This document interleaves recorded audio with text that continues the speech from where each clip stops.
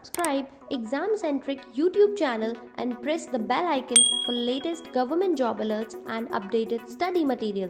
Hello and welcome guys, my name is Kush Pandey and you watching Exam Centric. आप सबका स्वागत है।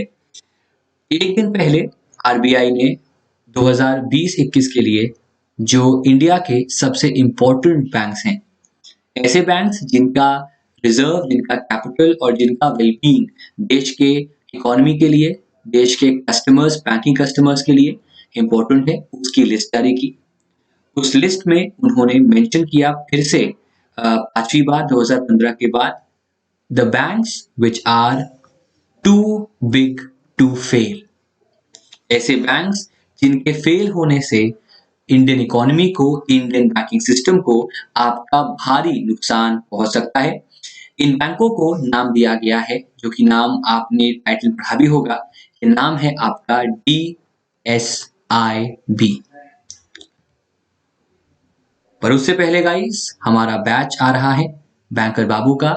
इस बैच को जरूर ले लीजिएगा और साथ ही साथ हमारा टेस्ट सीरीज आ रही है क्लर्क मेंस की, इसको भी अवेल कर लीजिएगा। तो चलिए आते हैं हमारे आज के मुद्दे पर, आज के बर्निंग इशू पर। तो गाइस, 3 बैंक्स हैं, SBI, ICICI और HDFC बैंक। इन 3 बैंकों को कहा गया है टू बिग टू फेल और इनको जो नाम दिया गया है दैट इज DSIB। ऐसे बैंक हैं ये तीनों बैंक जिन्हें एडिशनल रिजर्व्स आपके मेंटेन करने होंगे अपने मिनिमम रिजर्व के अंदर, बिकॉज इन बैंक्स पे जो एसेट साइज है, इन बैंक्स का जो गुडविल है, इन बैंक्स का जो क्रिटिकलिटी है इकोनॉमी को लेकर, वो बाकी बैंक से आपका काफी ज्यादा है। एक रिपोर्ट आपकी प्रेजेंट हुई थी, जो रिपोर्ट आपकी पब्लिश हुई थी जनवरी 19, 2021 में। इस रिपोर्ट में क्लियरली मेंशन किया गया कि ये 3 बैंकों को कंटिन्यू किया गया है as the banks which are too big to fail, और these are known as the DSIB, जहां पर DSIB का फुल फॉर्म रखा गया डोमेस्टिक सिस्टमिकली इंपॉर्टेंट बैंक्स। याद रखिएगा कि जब DSIB की हम बात करेंगे तो आरबीआई ने इन बैंक्स को रेट किया है। उन बैंक्स को उनके रिस्क के आधार पर, उनके असेट जो उनके पास है या डिपॉजिट का जो नंबर उनके पास है, उस आधार पर 5 बकेट्स में उनको दोस्तों रेस किया है। और हर बकेट में जो भी एक मिनिमम रिक्वायरमेंट है, उस रिक्वायरमेंट में चीजों को ऐड किया गया है, जो कि 1% तक अब ऐड हो सकता है। क्योंकि हम सब यहाँ पर बैंकिंग की बात कर रहे हैं, तो अकॉर्डिंग टू बासिल 2 नॉर्म्स जो कि इंडिया अभी फॉलो करता है, उस नॉर्म्स के हिसाब से इंडिया को 8% RWA मेंटेन करना है, जो फिलहाल इंडिया ने बढ़ाकर 9% कर दिया है। ये जो आपका 9% RWA मतलब रिस्क वेटेड एसेट है, ये इंडिया के बैंक्स को मेंटेन करना है। पर क्योंकि ये बैंक्स इतने इंपॉर्टेंट हैं, इनके लिए एडिशनल मेजर्स हैं। आरबीआई ने कहा कि हमने रखे हैं 5 बकेट और हर एक बकेट में एक मिनिमम एडिशनल परसेंटेज उस बैंक को मेंटेन करना है। इस बकेट को रखने के पीछे उनका इंटेंशन ये है कि आगे चलकर जब आपका एक बैंक का असेट, बैंक का रिजर्व काफी बढ़ जाए, तो क्योंकि वो काफी इंपॉर्टेंट हो जाएगा और काफी इंपॉर्टेंट उसको मेंटेन करना हो जाएगा, तो उसको इस बकेट में ऊपर या नीचे किया जाएगा। जैसे कि इस बकेट में सबसे जो पहला आपका रेटिंग है, पहला आपका जो बकेट है, वो है आपका 1, जिसमें आपका रखा गया है ICICI बैंक को और HDFC बैंक को, जिसमें मिनिमम रिजर्व परसेंटेज के अलावा उन्हें एडिशनल 0.2% रखना है।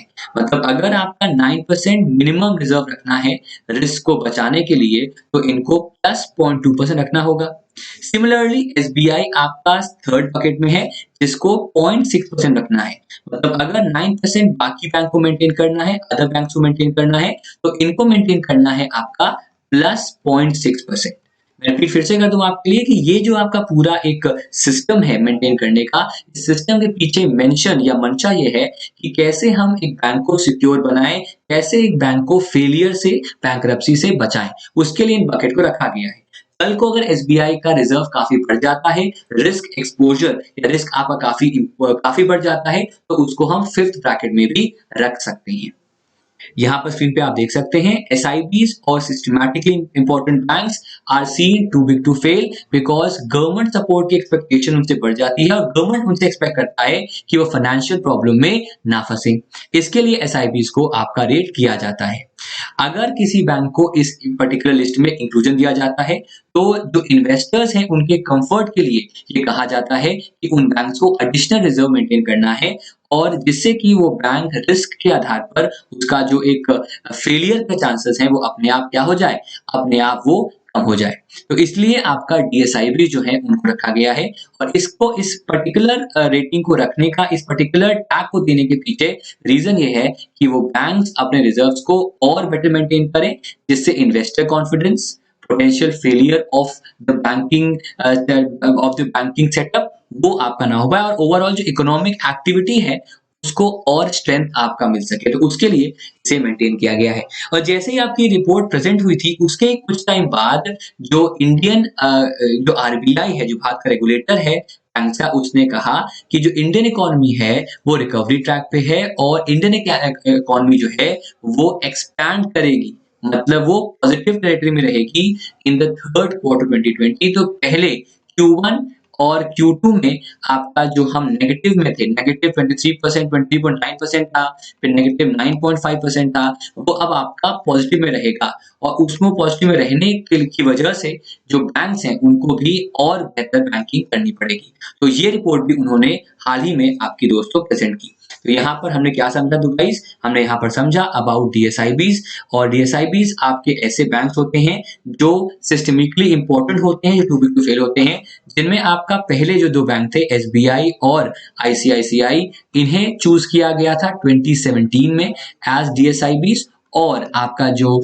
HDFC बैंक है उसे 2019 में आपका दोस्तों जो है सॉरी 2015 में चुना गया था SBI ICICI को और 2017 में आपका चुना गया था आपका HDFC बैंक को एज अ DSIB। DSIB से संबंधित आपका एक और वर्ड आता है, उस वर्ड का नाम है आपका GSIB, जिसका फुल फॉर्म है आपका ग्लोबली सिस्टमिकली इंपॉर्टेंट बैंक्स। ये ऐसे बैंक होते हैं जो बैंक ग्लोबल लेवल पर या वर्ल्ड लेवल पर आपके इंपॉर्टेंट होते हैं। दुनिया में ऐसे बैंक्स के एग्जांपल आपके सामने हैं। For example HSBC is a GSIB for India और आपका standard chartered is a GSIB for India because ये ऐसे बैंक हैं जो आपके ग्लोबली इंपॉर्टेंट हैं for not only for the world operations also for the Indian banking operations well. तो इन bank को भी आपको यहाँ पर देखना पड़ेगा। इसके अलावा गाइस इंश्योरेंस सेक्टर में भी आपके इंपॉर्टेंट ऐसे ऑर्गेनाइजेशन हैं जिनके बारे में कहा जाता है कि वो आपके टू बिग टू फेल हैं, मतलब अगर वो आपके फेल होते हैं तो उससे पूरा जो मार्केट है वो डिस्ट्रॉय हो सकता है। उन बैंक्स के नाम है आपके LIC, general insurance corporation, GIC और आपका न्यू इंडिया एश्योरेंस। ये ऐसे तीन बैंक है जिनको कि IRDAI ने, जो कि आपका रेगुलेटर है इंश्योरेंस सेक्टर का, उसने इनको दोस्तों आपका SII या सिस्टमिकली इंपॉर्टेंट इंश्योरेंस जो है वो आपका यहाँ पर घोषित किया है। तो याद रखिएगा गाइस कि RBI ने हाल ही में अपनी रिपोर्ट जारी की, जिस रिपोर्ट में उसने कहा है कि HDFC, SBI और ICICI जो हैं वो कंटिन्यू करते हैं एज द DSIB। DSIB का फुल फॉर्म पढ़ लीजिएगा और DSIB के बारे में जो भी इंफॉर्मेशन थी वो हमने आपको यहाँ पर प्रेजेंट कर दी है।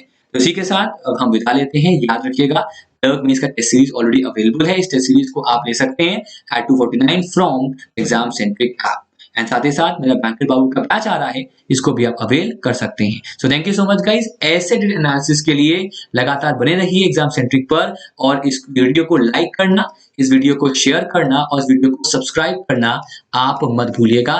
Thank you so much guys for coming and bye bye, take care, peace out, bye bye. Subscribe Exam Centric YouTube channel and press the bell icon for latest government job alerts and updated study material.